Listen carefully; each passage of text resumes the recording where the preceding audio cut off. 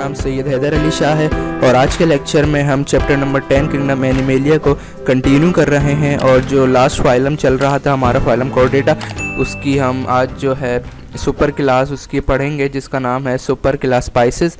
और super class spices में fishes आ जाती हैं इस क्लास के अंदर, और उसके बाद हम फ़िशेस की जो है वो एक्वेटिक लाइफ एडेप्शंस भी देखेंगे कि कौन कौन से उनके पास ऐसे स्ट्रक्चर्स मौजूद हैं जिनकी वजह से वो पानी में इजीली सरवाइव कर सकते हैं। तो सबसे पहले हम सुपर क्लास स्पाइसेस के ऊपर बात करेंगे। सुपर क्लास स्पाइसेस में जैसे कि अभी हमने पढ़ा कि इसके अंदर फ़िशेस जो हैं वो इंक्लूड हैं। तो सबसे पहले हमें फ़िश को समझना पड़ेगा कि हम फ़िश को कैसे डिफ़ाइन कर सकते हैं। Fish is an aquatic gill breathing gnathostomates with paired fins and dermal scale covering body. Fish जो है वो एक एक्वेटिक गिल ब्रीथिंग नेथोस्टोमेट्स है। जैसे कि हमने पढ़ा था कि लास्ट लेक्चर में कि नेथोस्टोमेटा जो हमने सब फाइलम पढ़ा था, क्लास स्पाइसेस जो है वो उसी का हिस्सा है। तो फ़िश जो है वो नेथोस्टोमेट से बिलोंग करती है और ये एक्वेटिक गिल ब्रीथिंग है, यानी कि पानी में रहती है और इसके पास गिल मौजूद होते हैं जिससे ये ब्रीथिंग कर सकती है, सांस ले सकती है।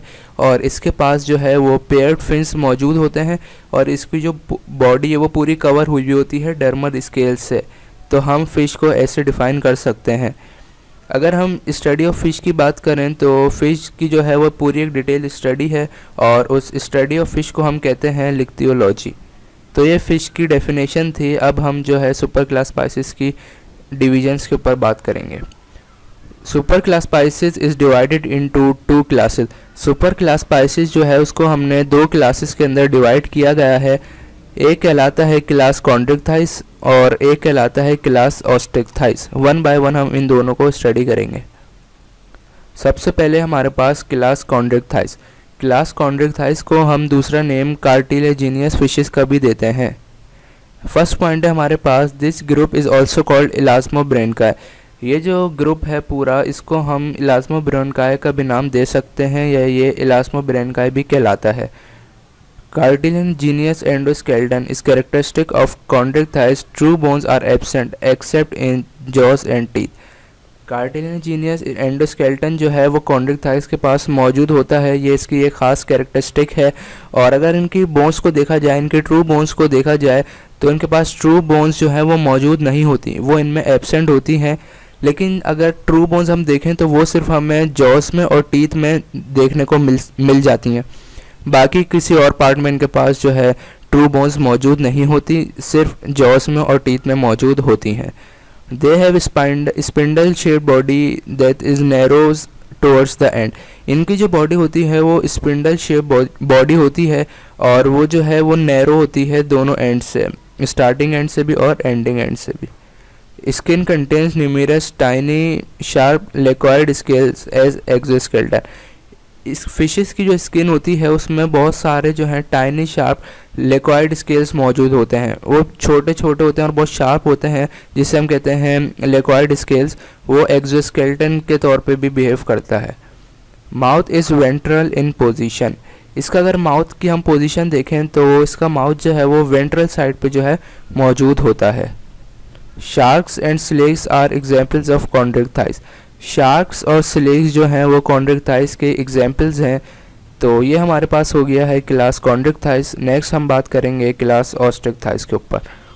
This group is also called टीलोस्टोम।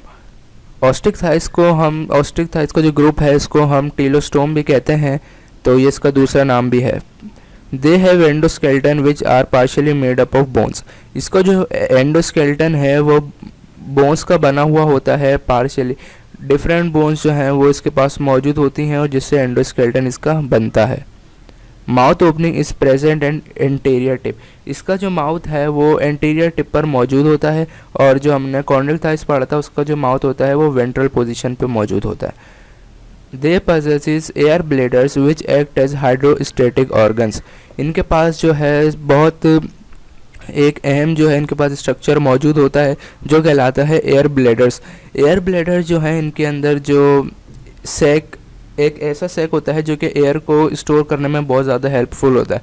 तो इनके पास जो है एयर ब्लेडर्स मौजूद होते हैं जिससे इनके अंदर जो है वो एयर स्टोर हो जाती है। जो कि हाइड्रोस्टैटिक ऑर्गन्स के तौर पे भी फंक्शन कर सकते हैं। Sea horse, flying fish and globe fish are example of class osteichthyes. अगर हम इस क्लास के एग्जाम्पल्स देखें तो sea horse, flying fish and globe fish जो है क्लास ऑस्ट्रिक्थाइस की एग्जाम्पल हैं। तो ये हमारे पास दोनों क्लासेस थी, छोटी सी क्लासेस थी दोनों, क्लास कॉन्ड्रिक्थाइस और क्लास ऑस्ट्रिक्थाइस।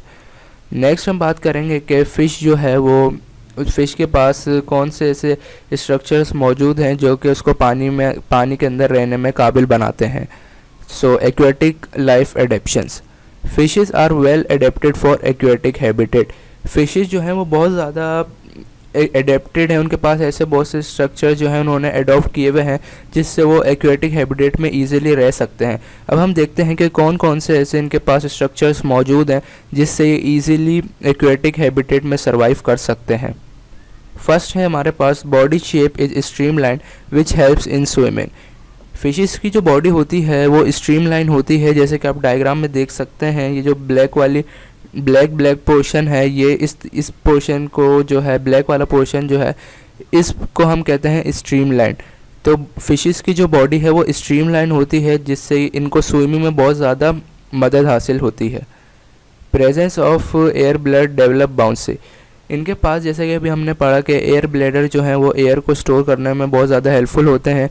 तो फिशेस के पास जो है वो एयर ब्लैडर मौजूद होते हैं जिससे इनके जो बॉडी है वो बाउंसी हो जाती है। Fins and tails are present which provide balance to the body.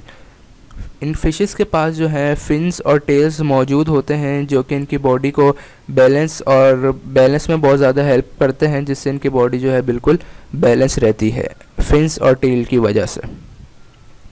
Gills provide large surface area for their respiration. Fishes के पास जो है वो गिल्स भी मौजूद होते हैं जो कि ब्रीथिंग में हेल्प करते हैं, जिससे गिल्स की वजह से इनका जो रेस्पायरेशन का सरफेस एरिया है, रेस्पायरेशन की जो लार्ज सरफेस एरिया है वो बहुत ज़्यादा लार्ज हो जाता है। तो गिल्स जो हैं वो भी बहुत ज़्यादा इम्पॉर्टेंट रोल प्ले करते हैं इनको एक्वेटिक लाइफ में सर्वाइव करने के लिए। तो ये वही सारे स्ट्रक्चर्स थे, जो सारे ऐसे स्ट्रक्चर्स थे जो इनको एक्वेटिक लाइफ में सर्वाइव करने में हेल्प करते हैं। तो यहाँ पे हमारा लेक्चर एंड होता है। उम्मीद करता हूँ कि लेक्चर आपको समझ आया होगा, और कोई भी क्वेश्चन है तो आप कमेंट सेक्शन में पूछ सकते हैं। Thanks for watching.